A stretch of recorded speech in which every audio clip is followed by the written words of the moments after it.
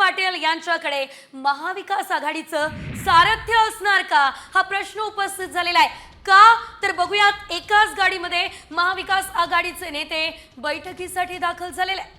जयंत पाटलांच्या शेजारी संजय राऊत बसलेत, मागच्या सीटवर बसलेत थोरात आणि सतेज पाटील आणि स्टीअरिंग आहे ते जयंत पाटलांच्या हाती।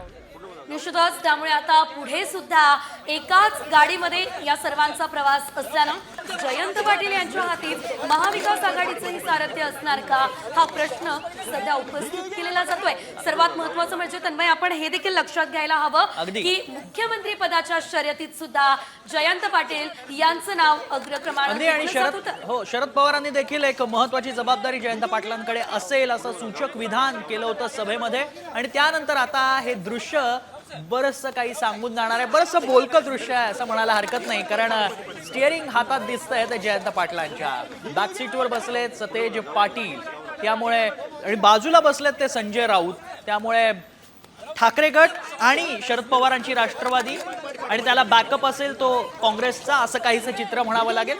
निश्चितच जसं उमेदवारांची यादी जाहीर करताना ज्या प्रकारे समजूतदारीने हे सर्व जागा वाटप झालेलं होतं, तसंच काहीसं सध्या चित्र या वाहनामध्ये आपल्याला बघायला मिळतं।